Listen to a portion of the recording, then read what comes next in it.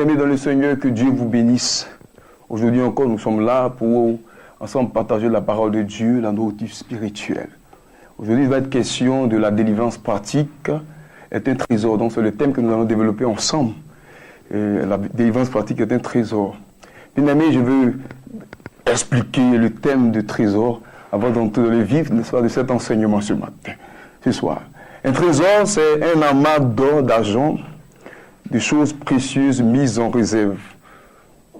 C'est le thème, la définition que le dictionnaire que j'ai, pour ne pas faire de publicité, je ne vais pas nommer. Le dictionnaire me dit qu'un trésor, c'est un amas d'or, d'argent, de choses précieuses mises en réserve. Alors, le thème ce matin, ce soir, la délivrance pratique est un trésor. Juste ici, mettre en relief l'importance, le bien fondé de la délivrance dans le corps du Christ. Dans Matthieu 13, 44, le Seigneur va donner cette image. Il dit que le royaume des cieux est encore semblable à un trésor caché dans un champ. L'homme qui l'a trouvé le cache et dans sa joie, il va vendre tout ce qu'il a et achète ce champ. Vous voyez l'importance du trésor. Au point où le Seigneur fait une image en employant le thème de trésor. Et surtout, il met ici en exergue l'attitude qu'a ce monsieur qui a découvert que dans ce champ se trouve un trésor. Bien aimé, la délivrance pratique est un trésor. Amen. La vie dans le Seigneur débute généralement par la délivrance. En tout cas, pour tout chrétien, pour toute chrétienne, c'est à l'issue d'une bonne délivrance pratique qu'on accède à nos richesses, à nos biens confisqués par le diable, par l'ennemi Satan. Vous allez remarquer que lorsque les enfants d'Israël sont sortis d'Égypte, Dieu les a conduits dans le désert pour les délivrer des 4 siècles de possession diabolique, voie démoniaque marquée par l'esclavage dans ce pays de Pharaon. Leur délivrance a pratiquement fait 40 ans. C'est donc après ces 4 décennies de délivrance au désert qu'ils sont entrés à Canaan, leur héritage, leur bénédiction. Nous allons faire notre première lecture, et c'est l'une des principales. Nous allons prendre Matthieu 21, verset 12 à 14. Vous notez Matthieu 21, verset 12 à 14. Jésus entra dans le temple de Dieu. Il chassa tous ceux qui vendaient et qui achetaient dans le temple. Il renversa les tables des changeurs et les sièges des vendeurs de pigeons. Et il a dit, il est écrit, ma maison sera appelée une maison de prière. Mais vous en faites une caverne de voleurs. Des aveugles et des boiteux s'approchaient de lui dans le temple et il les guérit. Bien-aimés, on parle du principe biblique selon lequel notre corps est le temple du Saint-Esprit, comme le certifie si bien l'apôtre Paul dans 1 Corinthiens 3, 16. Il dit, ne savez-vous pas que vous êtes votre corps est le temple du Saint-Esprit? Ouais, c'est une question qu'il pose, juste pour nous dire qu'effectivement, notre corps est le temple du Saint-Esprit. Donc on parle de ce principe selon lequel notre corps est le temple du Saint-Esprit.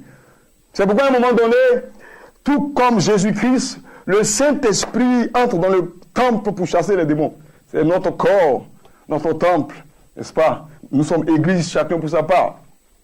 Lesquels sont les auteurs des œuvres de la chair? Je parle des démons, des œuvres de la chair dans la vie de tout chrétien, tout être humain. Pas seulement les chrétiens, même les êtres humains, tout être humain sur la terre manifeste les œuvres de la chair. Donc ce sont les démons qui sont les auteurs des œuvres de la chair que l'homme, la femme, n'est-ce pas, puissent manifester. Nous allons faire une deuxième lecture, ça c'est dans le livre de Galates, chapitre 5, verset 19 à 21. Or, les œuvres de la chair sont manifestes.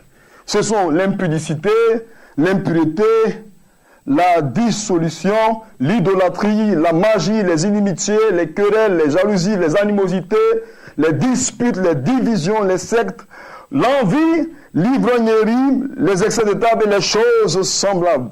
Je vous dis d'avance, comme je l'ai déjà dit, que ceux qui commettent de telles choses n'hériteront point le royaume de Dieu. Donc derrière chaque œuvre de la chair surmentionnée dans ce passage biblique, il faut noter qu'il y a un démon. Derrière chaque œuvre, chaque acte charnel. Quand en effet, la chair, bien-aimée, est l'endroit par excellence où résident les démons. La chair, c'est l'endroit par excellence où résident les démons. L'expression et des choses semblables qui veut signifier etc. ou bien pour démontrer que la liste n'est pas exhaustive. Donc, tous nous sommes d'accord qu'il y a encore d'autres œuvres, d'autres actions que la chair nous pousse par l'entremise des démons à commettre. Donc, cette liste citée, bien sûr, dans Galates 5, 22, 19 à 21, n'est pas exhaustif. Donc, on dit là, etc. Le Saint-Esprit entre dans le temple pour y faire asseoir à un moment donné ses fruits. Vous voyez, quand le Saint-Esprit entre dans le temple, il fait asseoir ses fruits. Dans Galates 5, 22, il est aussi mentionné les fruits du Saint-Esprit. Nous allons lire Galates 5, verset 22. Mais le fruit de l'Esprit, c'est l'amour, la joie, la paix, la patience, la bonté, la bénignité, la fidélité, la douceur, la tempérance. La loi n'est pas contre ces choses. J'ai dépassé, j'ai atteint le verset 23, c'est pas grave, c'est le même enseignement.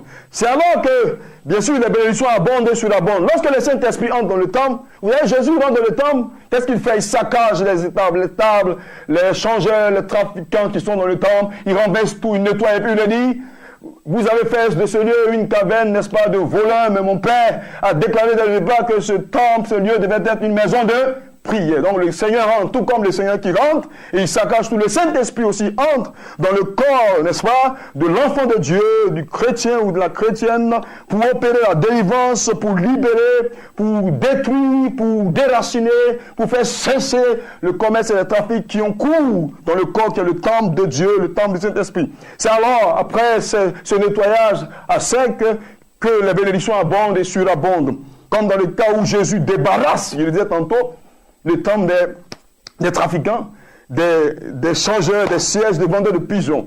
C'est après ce nettoyage, comme je l'ai dit, que la bénédiction maintenant abonde. Vous voyez dans le verset 14, ce même chapitre de Matthieu 21, la Bible dit des aveugles et des boiteux s'approchaient de lui dans le temple et il est guéri. Il avait l'opportunité, en tant que maître Seigneur, de guérir d'abord les boiteux, les aveugles, avant de procéder à la délivrance ou à la libération du temple, ou avant de procéder, n'est-ce pas, au débarras des trafiquants, des commerçants ténébreux qui avaient assailli, n'est-ce pas, rempli comme des assaillants le temple de Dieu, la maison de Dieu. Mais Jésus a d'abord nettoyé et ensuite il a apporté la bénédiction.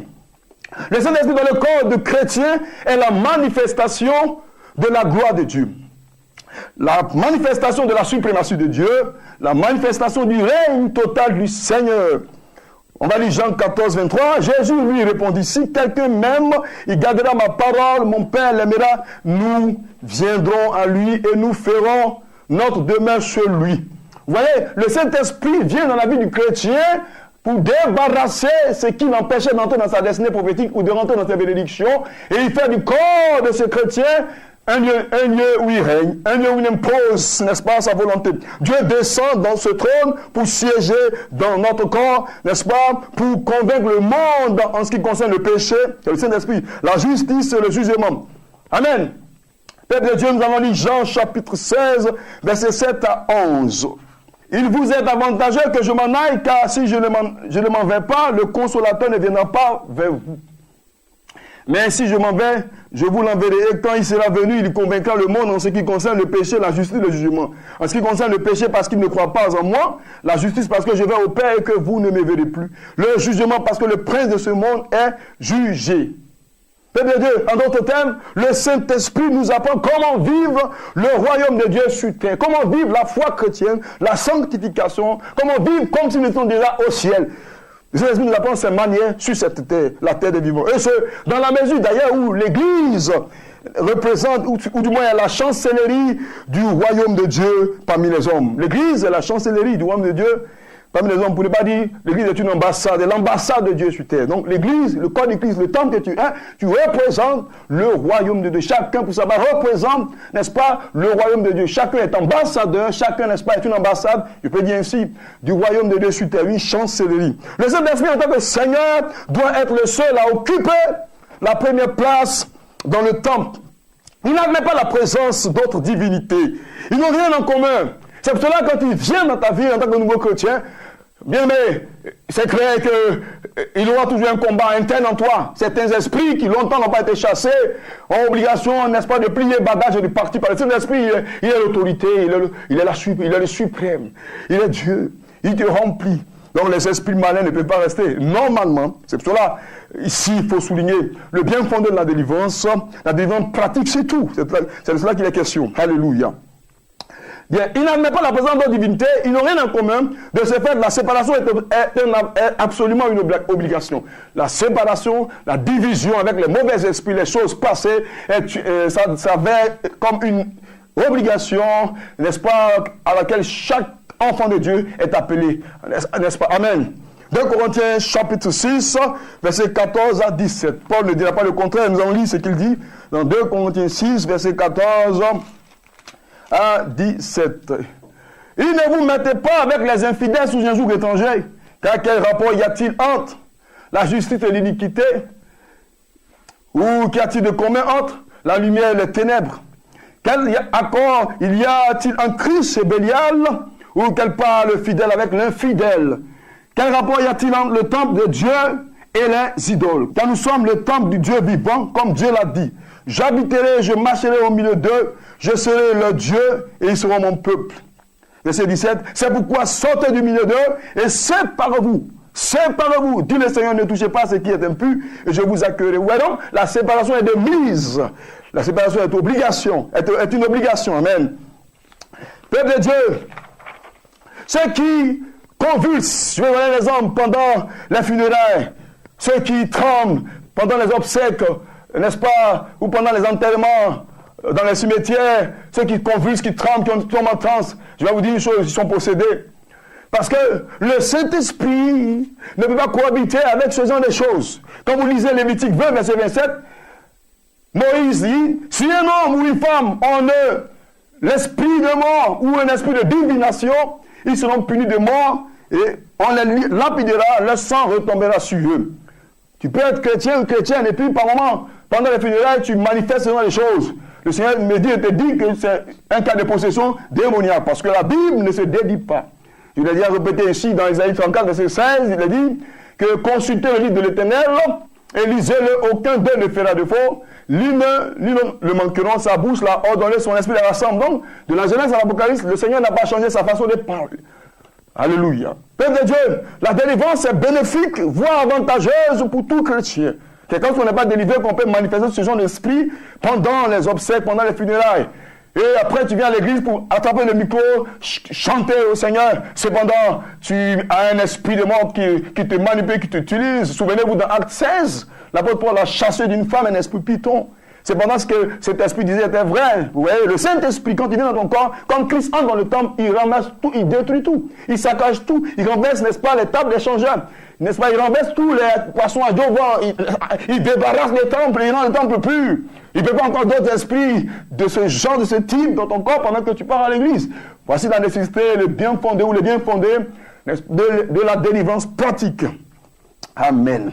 Car à travers la délivrance, bien aimé, le chrétien consolide son salut en Jésus. Regardez le verset de Lévitique 20, 27. Il dit, si un homme ou une femme ont un esprit de mort ou un esprit de divination, ils seront punis de mort. C'est-à-dire, quand tu n'es pas délivré, bien aimé, tu remets en cause, n'est-ce pas, l'assurance selon laquelle tu es vraiment sauvé, ou tu as le salut éternel, parce que l'esprit qui est là n'est pas l'esprit de Dieu, c'est l'esprit du diable, c'est un démon. Donc le démon ne peut pas te permettre d'aller au ciel. Vous voyez, le rôle principal des démons, je vais te dire une chose, je vais te le dire ce soir, c'est de nous égarer en nous éloignant bien sûr de la vérité. Jésus est le véritable.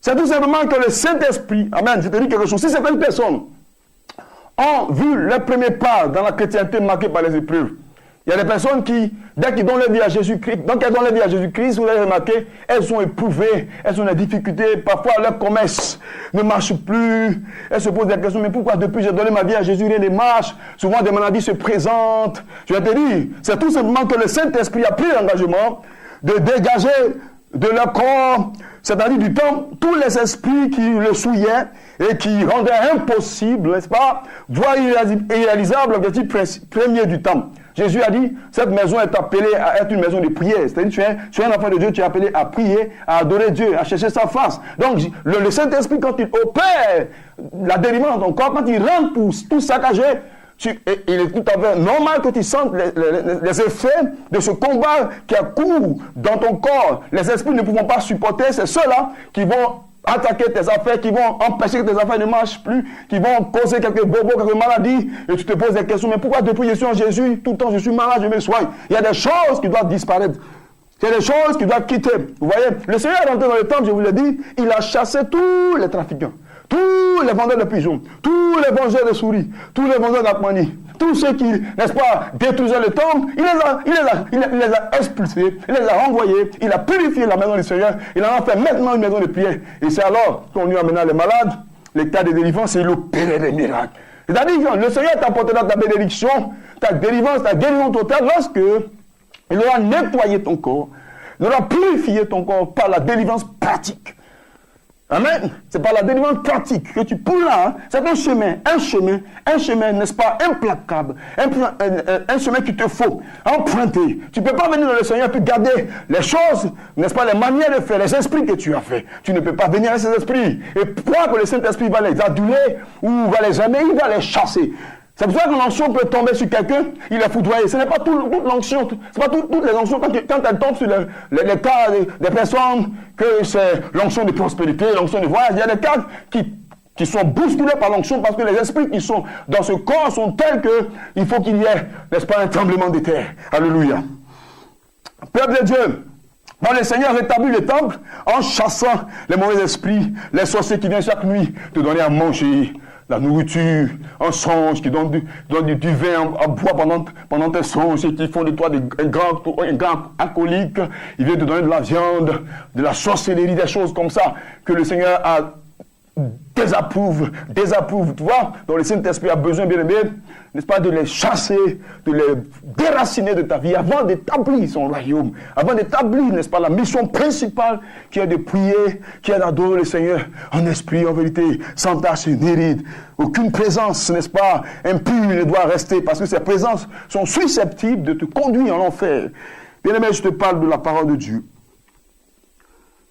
Ce sont donc les effets, les coups reçus par les démons qui se matérialisent par ces quelques épreuves telles que la maladie, je l'ai dit tout à l'heure, le commerce qui ne marche plus, bien sûr, dans la vie des frères qui vivent, bien sûr, c'est réalité. Cependant, le chrétien averti et accompli ne doit en aucune manière, quand tu vois ces réalités, quand tu fais les premiers pas de l'église, quand tu viens à l'église, et que tu remarques que quand tu payes tes dîmes, c'est là que tes affaires ne marchent pas. C'est là que ton patron décide, n'est-ce pas, de te licencier.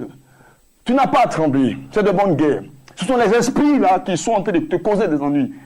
Tu ne dirais pas, mais si c'est pour me causer des ennuis, je préfère qu'il reste parce que je vais perdre mon travail. Non, ne regarde pas ça, frère. Regarde le fait qu'en chassant les esprits, Jésus fait d'une pierre deux coups. D'abord, il te libère de ces mauvais esprits, il te bénit sur terre et il réserve, il assure, il garantit ton salut. Tu n'iras pas au ciel avec les démons. Tu n'iras pas au ciel avec les pratiques que les démons te poussent à faire. Donc Jésus va faire d'une pierre deux coups. Il te délivre, il te bénit et il assure ton royaume. Alléluia. Voici les bien fondés, n'est-ce pas, de la délivrance pratique en tant qu'un trésor. Au contraire, comme je l'ai dit, le chrétien averti, accompli, ne doit pas rétrograder. Au contraire, il doit résister, tenir ferme, garder sa foi en menant le bon combat de la foi. Car c'est de bonne guerre. Il est nécessaire et c'est indispensable. Ces choses qui lui arrivent, c'est normal. Et ce n'est pas Jacques qui dira le contraire quand il renchérit en disant « Heureux l'homme qui supporte patiemment la tentation, car après avoir été éprouvé, il recevra la couronne de vie que le Seigneur a promise à ceux qui l'aiment. » Jacques chapitre 1, verset 12. Bien aimé, cherchez votre délivrance pour ne pas laisser les démons continuer de faire de votre corps un marché à l'image du marché d'Adiamé qui a en son sein un célèbre marché de gros, communément appelé marché de gros. Vous voyez, tu ne vas pas accepter que ton corps soit un marché de gros, un marché de gros, où tu vois tout le monde marche dans la boue, les esprits viennent la nuit, celui qui vient, et le mari d'Oni vient se faire de toi, et après ton oncle est mort depuis des années, vient, il te donne à manger. Tu as besoin de délivrance. Tu vois chaque nuit, quelqu'un vient te donner des milliards, te signe des chèques. Oh, tu vis dans des maisons de fortune, tu vis dans une galère terrible. Et tu n'as jamais vu cette fortune en réalité. En son, tu as de grosses Mercedes, mais en réalité, mon frère, c'est voilà, tu prends. Tu vois, ce sont les esprits là qui t'empêchent d'entrer dans ta destinée. Tu vois, dans un son, tu as du boulot, on t'appelle. Tu vas faire des tests d'embauche, on t'embauche. Et quand tu te réveilles, tu dis, c'était un songe. Ah, c'était un rêve. Je te dis une chose, il faut faire ta délivrance. Il faut chercher à faire la délivrance pratique. Homme de Dieu, aider le peuple Donnez des jeunes, priez pour eux, chassez les esprits qui les empêchent d'entrer dans les destinées. Ouais, il ne suffit pas de faire des dons, des dîmes ou de construire des temples. Pendant qu'on sait que le monsieur, il est rempli d'esprits. Il est rempli de démons qui peuvent l'empêcher d'entrer dans ta destinée. On va lire Marc chapitre 1, verset 21 à 27. Il se rendit à Capernaum et le jour du sabbat, Jésus entra d'abord dans la synagogue et il enseigna. Ils étaient frappés de sa doctrine car il enseignait comme ayant autorité et non pas comme les scribes. Il se trouvait dans leur synagogue un homme qui avait un esprit impur et qui s'écria: Qu'y a-t-il entre nous et toi, Jésus de Nazareth? Tu es venu pour nous perdre. Je sais qui tu es, le Saint de Dieu. Jésus le menaça disant: Tais-toi et sors de cet homme. Et l'esprit impur sortait de cet homme en l'agitant avec violence et en poussant un grand cri. Tous furent saisis de stupéfaction, de sorte qu'ils se demandaient les uns aux autres: qu'est-ce que ceci? Une nouvelle doctrine. Il commande avec autorité, même aux esprits impurs. Commandez avec autorité pour que le corps du Christ. C'est pas normal qu'une chante en plein culte peut mourir pendant qu'elle loue. C'est pas normal qu'un homme venu au culte du soir pique une crise d'AVC. Et puis on le transporte au CHU, il est mort. C'est pas normal, bien aimé. C'est pas normal. Dans l'église, c'est la vie. C'est parce qu'on n'a pas traité les cas de délivrance que des personnes meurent. Les chrétiens meurent en désordre. Vous voyez, dans les églises traditionnalistes, où chaque samedi, vous êtes d'accord avec moi, dans nos villages du Sud, il n'y a que des obsèques. Il n'y a que des funérailles. Dans l'église, nous sommes une église vivante. Nous devons appeler la vie par la délivrance pratique. Pour le corps du Christ. Ce soir, je suis venu là pour parler de la délivrance pratique. Exercez la délivrance pratique à vos peuples. Arrêtez les enseignements vides de vie. Délivrez, donnez des jeunes de prière. Donnez des semaines de jeunes. Chassez les demandes. Organisez les temps de délivrance. C'est plus important. Un chrétien qui n'est pas délivré, il est dangereux. Il est dangereux, ce monsieur qui est dans l'église, dans la synagogue. Il avait une bonne disposition. Il était d'accord. Il est venu écouter Jésus. Mais il avait un problème. Pendant qu'il écoutait Jésus, avec un cœur disposé, un esprit lui disait à Jésus: c'est un menteur. Jésus il est là pour te perdre. Jésus est le chemin qui mène à la perdition. Jésus est un obstacle à ton épanouissement. Ne l'écoute pas. Et du coup, le monsieur il s'exclame: Jésus, maintenant Jésus, voyez, il commence à dire des choses graves. Qui es-tu? Vous voyez, il était possédé. Vous pouvez par moment surpris de voir des fidèles, soit le joueur du piano de l'église. Pour une petite histoire, va boxer le guitariste de l'église. On ne s'attendait même pas à lui. Je vais donner un témoin de deux sœurs en Christ. Dans un village. La sœur en Christ, pour terminer, c'est une histoire d'enfant. Elle est allée voir l'autre sœur parce que l'autre sœur, son fils a frappé elle, son dernier fils. Et elle lui dit: je vais te frapper, tu vas voir. Je vais te limer, sorcière. Je vais te limer avec le pilon au nom de Jésus. Elle est partie chercher un pilon. Elle dit: au nom de Jésus, je vais t'abattre. Oui, c'est ça le temps de délivrance. Si elle est délivrée, elle n'a pas besoin d'employer le pilon pour abattre quelqu'un. C'est son charnel. Je vous ai dit dès le départ de la partie liminaire de mon enseignement que les démons sont logés dans la chair et que la chair est un lieu de prédilection du règne des démons. Peuple de Dieu. Il y a un autre Thomas d'un ami pasteur, quand je faisais le plein air dans le bus, dans les gares, sur le campus, et je me suis travaillé dans une compagnie de transport ivoirienne, et il m'a dit: homme de Dieu, un jour dans notre église, il y avait une division. Et un pasteur est venu vers moi pendant qu'il y avait les disputes, on se querellait. Il a saisi mes cols. Et il m'a attrapé d'une manière où il veut me porter un coup. Je le regardais, je veux le limer, je veux le taper, mais je le rêve. Et puis je lui dis: frère, tu sais, c'est deuxième dan karaté que tu saisis. Jésus est bon, hein? Jésus est bon, frère.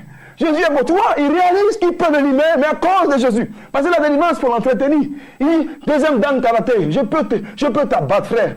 Et puis tu vas me faire quoi? Oh, lui, il n'était pas grand. Tu vas me faire quoi? Je vais te serrer le col. Il dit: frère, c'est Jésus. Oh. Bon, bénis Jésus. Oh, Dieu est bon. Je dis: c'est Jésus, le frère m'a conté son histoire. Oh, je mourrais de rire. Bien-aimé, ce soir, c'est ce message que je vais te donner. Ne néglige pas ta délivrance. Ne néglige pas le jeûne et la prière.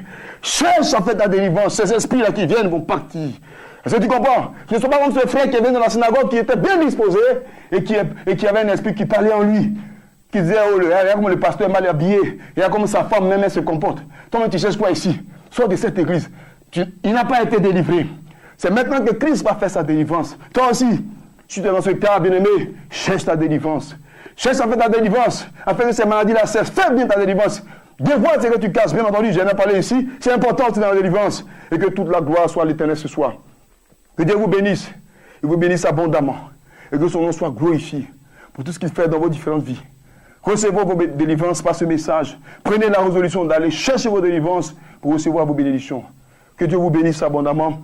Recevez sa grâce au nom de Jésus-Christ. Amen.